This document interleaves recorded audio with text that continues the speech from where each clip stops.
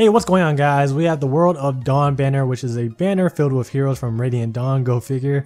There's Micaiah, Soth, and Zelgius. These are all pretty important characters from the actual game, and a lot of people will look forward to Micaiah's release into Heroes for quite a while now. Well, she's out now right before the first anniversary, so I feel like this banner is extremely baity. But anyways, in this video, I'll be going over each of these heroes' default skill set, pros and cons, and some skill inheritance suggestions. First is Zelgius. He's a red armor unit, 46 HP, 36 attack, 33 speed, 38 defense, 21 resistance, and 174 BST. 174 BST is actually the second highest in the game. It's tied with Winter Chrom and Robin, and one less than Winter Lissa. The best comparison to him is no other than himself, the Black Knight. Drog is also pretty similar, so I'll add him in there as well. Drog has higher total physical bulk because he has more HP and one more defense. Speed is similar, it's 1 point off, but when we're talking about speed in the 32 and 33 range, that 1 point of speed could make the difference in combat. But the thing is, Drog is so tanky that he doesn't really worry about getting doubled. In fact, since his attack is on the lower side and he doesn't have a legendary weapon, he's more reliant on his special for damage. That's the main difference between these two heroes. As for Zelgius versus Black Knight, Zelgius, I'll be honest, he's just flat out better. Even though Zelgius has less speed, he has more defense and resistance, so if you give him steady breath and put him on a triple ward armor team, he doesn't mind getting doubled unless he's getting targeted by blue mages or triangle adept lance units. I know a lot of people are saying that he power creeps himself, but come on bros, let's be honest. Black Knight is a free to play unit and he won't be going anywhere. Zelgius is the new toys for whales, while free to play players are better off investing in Black Knight. Weapon and special are the same as Black Knight's. He has Elondite and Black Luna. We all know how good these two skills are. Distant counter weapons are amazing. They free up the A slot skill so you don't have to run the actual distant counter skill there. Elondite provides great coverage as it allows Zelgius to fend off ranged enemies. Black Luna has a similar effect as Luna and Aether, except that it ignores 80% defense or resistance instead of 50. It deals a lot of damage and it's only at a 3 charge cooldown. Hands down one of the best specials in the game next to Ira's Regno Astra. 8 slot is Fierce Stance, grants 6 attack during combat on the enemy phase. It's a good skill, but the thing is, he's going to get doubled by most enemies in arena unless he has a speed boon. If he doesn't have a speed boon, then he'll need quicker post in order to double enemies on the enemy phase. And with quicker post, he'll activate Black Luna basically every fight. Black Luna does a lot of damage, and that special itself will win most matchups, so he doesn't really need an attack boosting A slot skill. It would be better to just specialize in his defensive stats, at least that's what I think. B skill is unique, it's Warp Powder. If unit's HP is above or equal than 80%, Zelgius can move adjacent to any ally within 2 spaces. It's a lot like Flower Formations minus the fly restriction. Unfortunately, it's a B slot skill and blocks a bunch of powerful skills like Vengeful Fighter, Wrath, Quicker Post, and Vantage. It does create a new type of playstyle for armor unit teams, I think, because he can teleport to any ally within 2 spaces, and armor emblem teams tend to clump together a lot. He can opt to go for reposition or a dual rally skill as the assist skill rather than swap or pivot. With reposition, he can be used like flyers on a flyer emblem team with Flower Formations. He can teleport ahead of an armor ally and reposition them forward to help close the distance, or you can simply use it like a rescue mechanic by teleporting to an ally and flipping them backwards. There's a lot of neat stuff you can do with it, but it'll turn him more into a supportive type of unit. C skill is Panic Ploy, always great to have one of these on a high health ally on any team. In arena, we are always matched against opponents with higher merge units, and buffs make those units even harder to deal with. The easy counter to buffs is to just run someone with Panic Ploy to turn those bonuses into penalties. Obviously a very good hero, his stats, Elondite, and Black Luna alone would make him worth pulling for. The other skills are just icing on the cake. The question is, do you really need him if you already have a heavily invested Black Knight? I would say no. You guys with 40+1 Black Knights, I wouldn't worry about summoning for this guy. I mean, unless you are a whale and have plenty of money to throw around, then I don't see a reason to replace Black Knight if you have already invested a lot of resources into him. As for boons and banes, this is where having IVs can be bad or good for a hero. There's really no correct and optimal IVs for him. He can be great with minus speed plus defense plus resistance plus attack, or maybe plus speed or minus resistance. The only stat he doesn't want a bane in is attack. You'll just have to build accordingly depending on his IVs. Here's some budget sets. Keep everything and give him reposition or a dual rally skill and give him distant defense sacred seal. I mentioned it earlier, on an armor emblem team, he can teleport in front of armored allies to reposition them forward, or he can use it as a rescue mechanic. The dual rally skill is only there because he doesn't need swap anymore. He can just teleport anywhere, but that's only when he's healthy. Other budget options is to replace his B skill and give him Vantage or Worry Fighter. Fierce Stance with Vantage is a good pairing that can one-shot a lot of squishies, while Worry Fighter will make it harder for enemies to take him down. One build you can try with Warp Powder is Speed Defense Bond. Extra speed and defense is actually great on him, and he has Warp Powder to help him get into position early on. Otherwise, you can build him exactly like the Black Knight. It's quite expensive, but the Steady Breath builds with Wrath or Quick Riposte will work. Since Black Luna's cooldown is so low, it's actually just better to try and prevent doubles, so speed boons with buffs is what he'll want. I mean, if your Zelgius is minus speed, you can still run Steady Breath. You can also just take the less expensive option and go with Steady Stance, or maybe double distant defense. He can also use Vengeful Fighter, of course. There's a bunch of A slot skills that are viable. Speed Defense Bond to prevent doubles, any of the 2 Brazen skills. I mean, this guy just has so many options. Next is Blue Mage Micaiah, 35 HP, 35 attack, 28 speed, 18 defense, 35 resistance, and 151 BST. The only Blue Mage that kind of has the same stats as her would be Mei, but even then the difference in 3 speed and 5 resistance is huge. I'm just going to say that she's the Blue Mage version of Sanaki and Deirdre.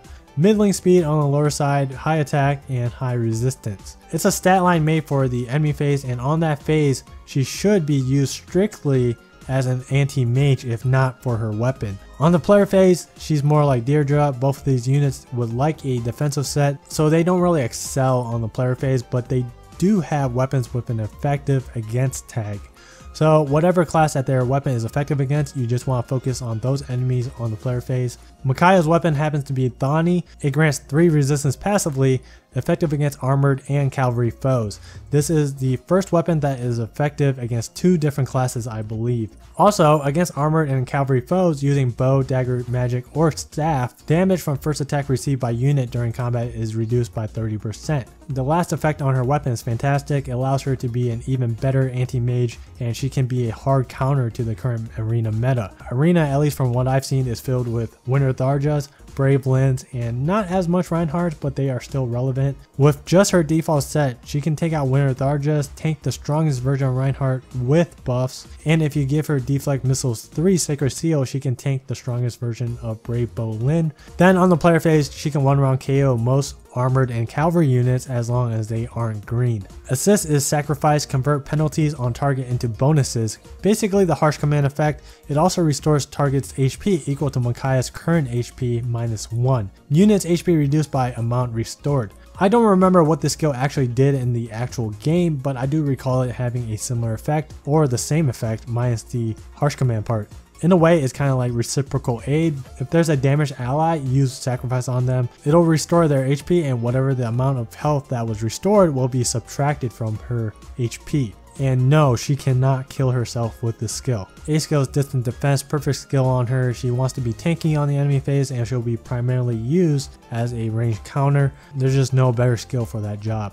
B skill is Guard 3, great skill that makes tanky units a little bit more tankier. It's going to help stop Reinhardt from activating their moonbows. However, spoilers, if you give her distant defense Sacred Seal, she doesn't actually need Guard in order to survive Moonbow Reinhardt. C skill is Drive Attack 2, nothing to talk about here, is a solid 2-space spur skill. So Micaiah's a defensive mage that has a high 1-round KOing potential, and she's the perfect counter to the meta. What more can you want? She has normal mage BST, but she has a legendary tome and a unique assist skill, so she's a tad bit better for arena scoring compared with the other infantry mages. As for boons and banes, the best I would say are attack and resistance. Attack for more 1-round KOing potential, and resistance for tanking, obviously. I think plus speed isn't bad either, despite the fact that her speed is on the lower side. You definitely don't want a bane in speed because her main targets include armor units, and half of them tend to be around the 22 to 24 speed speed range, like FE for example. She'll need her speed in order to double them, but then again, if you run into a distant counter FE, I doubt Micaiah can even survive one hit from her.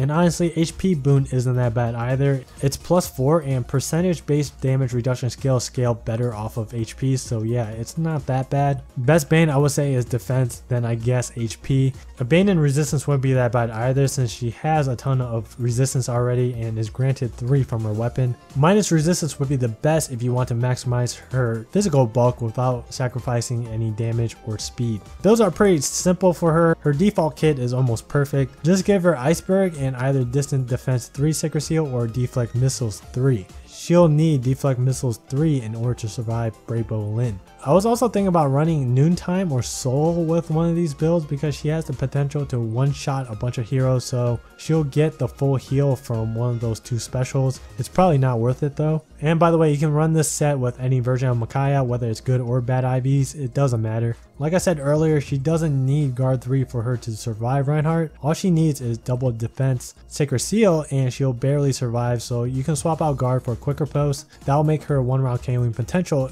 much better versus fast blue and red infantry mages. The problem with this set is sacrifice with quicker posts. These 2 skills just don't go well together, but even if she has sacrifice, it doesn't mean that you have to use it.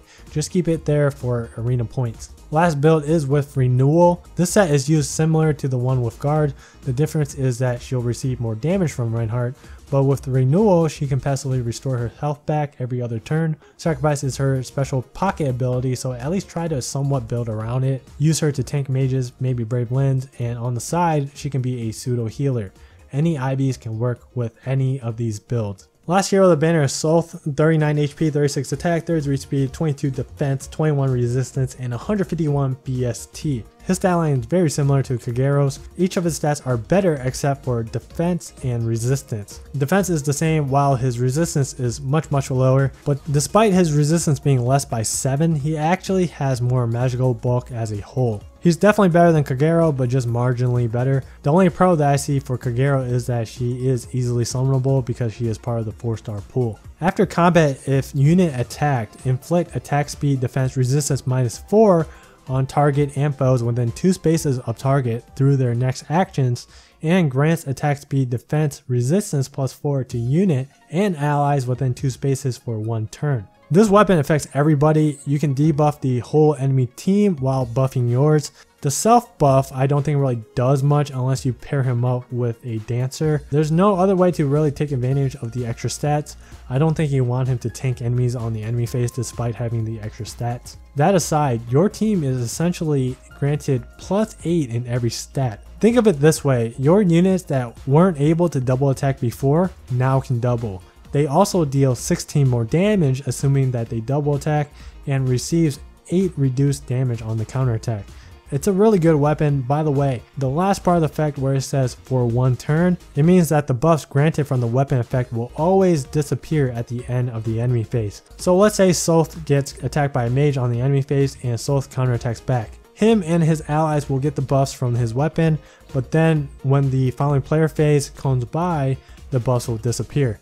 If he spreads the buffs on the player phase, then it will last till the end of the following enemy phase. It's kind of confusing, but just know that all the buffs will end on the enemy phase. Special is Glimmer, grants 50% to damage dealt. Great special to use against squishies. The more raw damage the unit deals, the more damage Glimmer will deal. Other options for specials are Draconic Aura and Moonbow. Moonbow is a lot better against tankier targets. A skill is Life and Death. His defensive stats is kind of poor already, so might as well go kamikaze with his stats. C skill is Spur Attack Speed 2. Very good combination of stat buffs here. Attack and speed are what you'll want for your high DPS allies. He has nice stats, but it isn't anything special. It's just a point higher than Kagero's in the important areas. His weapon, however, is really good. It's nice to use alongside enemy phase allies. You can use Soth to take out a ranged enemies on player phase, which will activate the weapon effect, and that's when you move in your enemy phase units to the proper spots to set up for the enemy phase. Best boon is attack or speed. I think it's best if you go all out in either one of those 2 stats. Best bane can be any of the 3 defensive stats, to be honest. I tend to always use dagger units to take out mages, so maybe minus defense is the best Bane to maximize his magical bulk. A Bane in HP is -4, so that kind of sucks. Sloth is kind of limited in regards to his builds. Desperation and Wind Sweep would be the obvious options for the beat slot, but for those two builds, especially Desperation, you want to make sure he has plus speed IVs. Otherwise, Wings of Mercy or a Breaker skill is probably the best option. One of these builds is probably what you should go for. If he's plus speed, you could also give him Kagami Mochi with the speed refinement if you have an extra Takumi laying around. The other option for the special slot is Draconic Aura. If he's plus attack, then you can go all out and attack and give him Death Blow or Fury Vantage with a Poison Dagger to specialize in one round KOing infantry units. I'm not a big fan of swapping out unique weapons, but it is something you guys can do. You could even maybe keep his default weapon and give him Death Blow and Swordbreaker in the B slot. If he's minus speed, the best options for the B slot are Breaker Skills, Vantage, or Wings of Mercy. So if I were to pull from this banner, I would go for Micaiah first, Zelgius second, and Soth third. Zelgius would be first for fodder because he has Panic Ploy and Fear Stance, which are both really rare skills. After said all of that, I would recommend not to pull from this banner yet, unless you need a hero for the next arena season. The first anniversary for Fire Emblem Heroes is coming next month, and I'm hoping for a really special banner. Maybe Radiant Dawn Meathead Ike could show up. That would be amazing. I just think that this banner feels like a really hard bait. I personally will not be pulling from this banner. The most I will do is one round of pulls with the free summon. The question of the day and video is, which unit are you pulling for, or did you hop aboard the first anniversary train? Feel free to answer that in the comments below. I'll definitely read it. I read all of my comments. I hope my insight was helpful for some of you guys, and thank you guys for watching, and I'll see you guys in the next video.